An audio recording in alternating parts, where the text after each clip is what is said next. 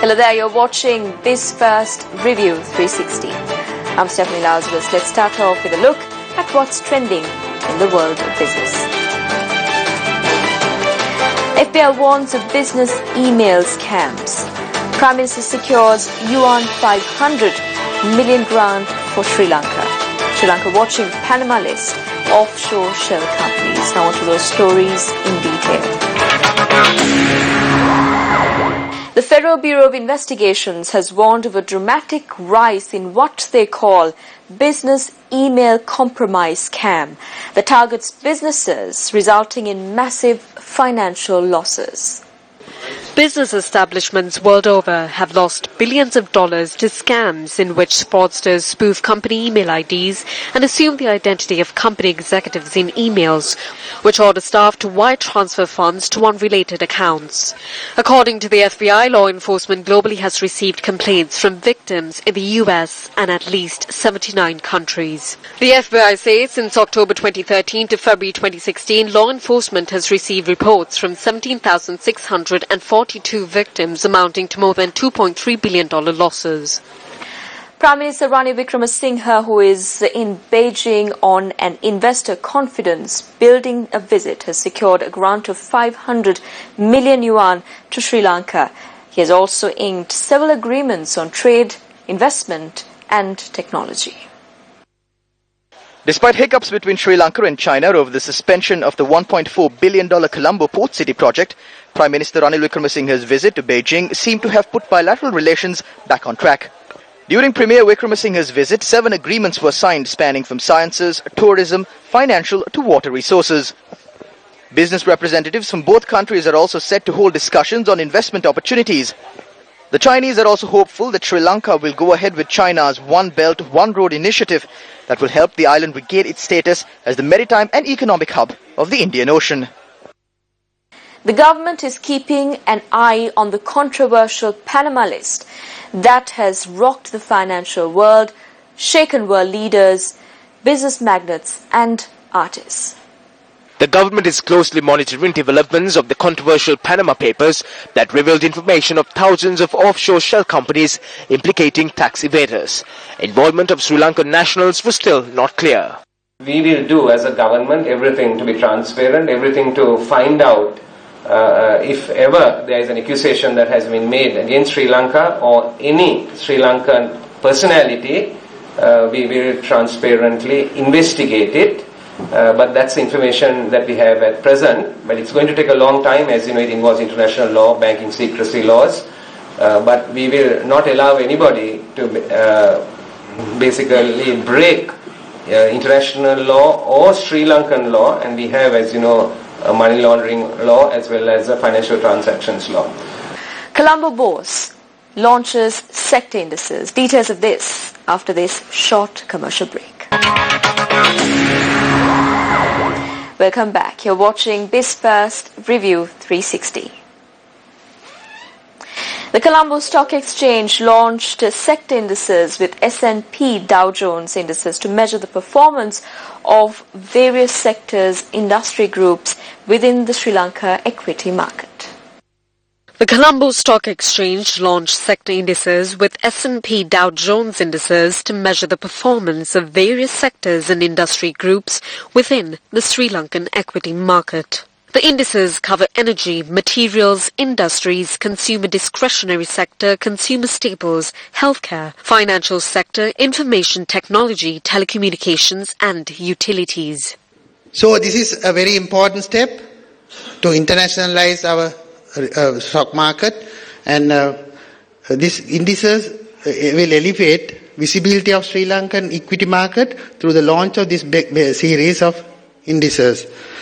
Broadly, this is a step towards, we have been talking about last 2 years or so, to bring this stock exchange to international standard and make it a regional hub. So first step we have taken, first step is to have infrastructure ready. For that, CCP is moving forward. We expect this first quarter 2017 it to be fully implemented, provided that legal backing is taken through SCC Act. S&P Dow Jones say interest in Sri Lankan equities have been growing among domestic and international investors. Having something which also depicts Sri Lankan, a liquid, investable, tradable set, is something that is a good instrument probably for having a tradable index for a product. The Colombo Stock Exchange says the new group of indices will help better benchmark Colombo Bourse with other markets. This is moving towards making this a regional hub, and with this international standard of classifications, that will make even more attractive. So you can hear more and more about we are moving towards that international global standards, and we will be ready when country and when the world start moving. This whole stock exchange will be ready to take over a more responsible role in the whole region. Sri Lanka is looking to increase energy efficiency and conservation amid a drought and successive island-wide blackouts last month. An island-wide competition titled Green Energy Champion Campaign was launched to identify and recognize innovative ideas on improving energy efficiency and encouraging the use of renewable energy. The initiative was launched in collaboration with the German Ministry of Foreign Affairs together with the Ministry of Power and Renewable Energy of Sri Lanka. To keep up with this challenge to generate energy, it's very difficult because you're a growing economy.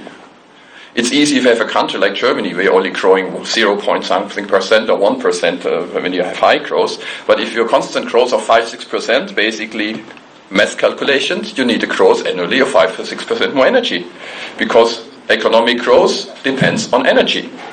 That is what we are trying to do here together with you, to kick off hopefully a nationwide awareness campaign which will reach out all parts of society to make rethink how energy is used, electricity is used here in this country.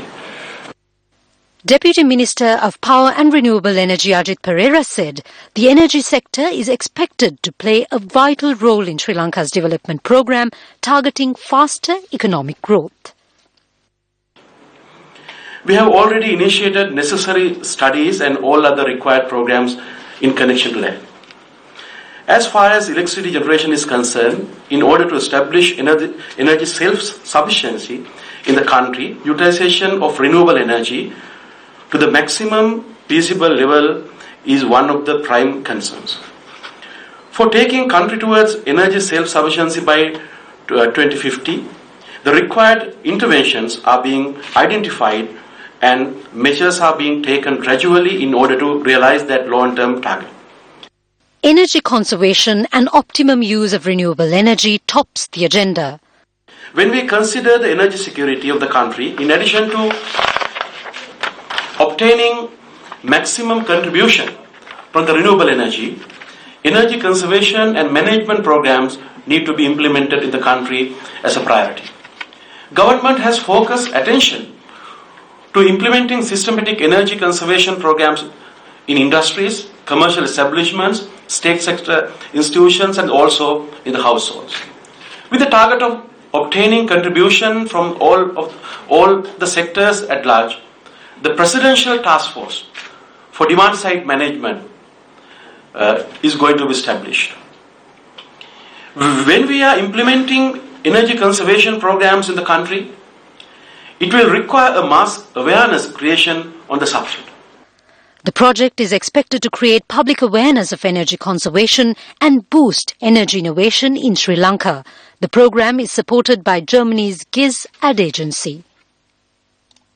What draws investors to Sri Lanka? Answers after this short commercial break. Welcome back. You're watching Biz First Review 360. The government is on a drive to attract more investors and boost foreign direct investments to $5 billion in the next 3 years. But does Sri Lanka have what it takes to attract investors? Let's take a look. Investors consider a host of factors before deciding where to invest their funds. The Economic Intelligence Unit of the Ceylon Chamber of Commerce conducted a survey among potential investors to find out what may draw them to Sri Lanka. Sri Lanka's close proximity to the east-west trading routes that fall across the Indian Ocean and easy access to regional markets in Asia are top factors considered by investors looking to invest in Sri Lanka, the survey revealed. Other factors investors look for in Sri Lanka are economic policy certainty, political stability, and low cost of production. According to the survey, quality of infrastructure and tax incentives received lesser consideration in the priority list. Surprisingly, only 6% of respondents considered tax incentives as a key factor for investment. The Ceylon Chamber of Commerce says evidence suggests that tax breaks are low on priority compared to other factors like policy predictability, political stability, access to markets, rule of law, and skilled workers. The CCC says an overwhelming number of investors surveyed picked Sri Lanka's location and access to big markets like India, Pakistan and China as key attractions in deciding to invest in the island. Statistics of the Sri Lanka Tourism Development Authority reveal a recorded 22.8% increase in tourist arrivals in March 2016. 192,841 tourists have visited Sri Lanka in March 2016 in comparison to the same period last year that recorded 157,051 tourists. 4,856 more tourists have arrived in the country since February 2016. Travellers from India surpassed the number of Chinese visiting Sri Lanka, with the arrivals from South Asia surging 28.6% to 44.175 compared to the same period last year. Meanwhile, a considerable race in tourists arriving from Western Europe, including the traditional markets of UK and Germany, rose to 22.6% to 69,972 in March 2016.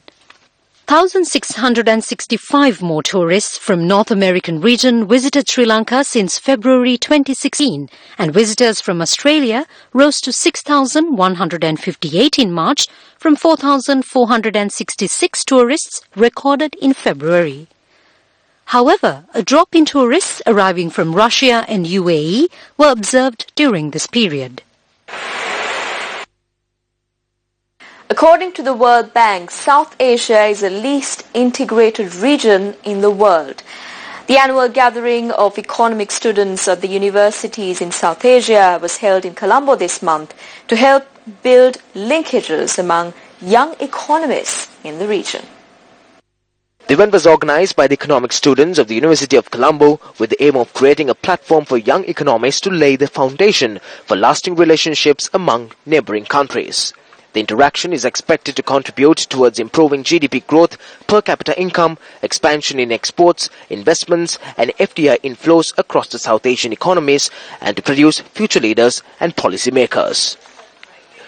The chief guest of the event, country director of World Bank, Sri Lanka and Maldives, Francois Clot, said that even though South Asia is reputed as the least integrated region in the world, it has immense potential for economic growth.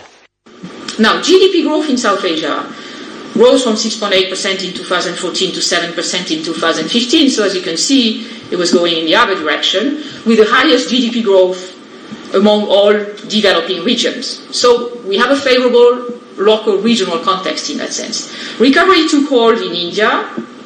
Macroeconomic adjustment in Pakistan is progressing.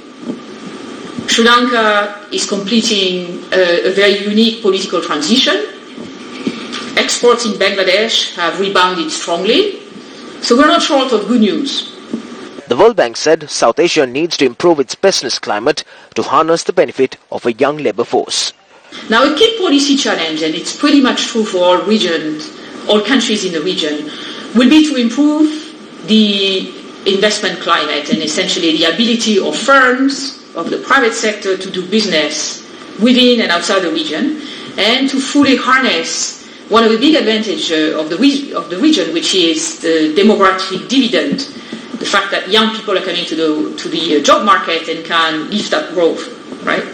But you need for that the right kind of business environment to make sure that the private sector can move in successfully, be productive, be competitive, create jobs. There's an opportunity because on the one hand you have China where the growing labor cost creates contestability for other countries which still have an abundance of cheap labor. So there's an opportunity here to compete successfully with China. There are other challenges.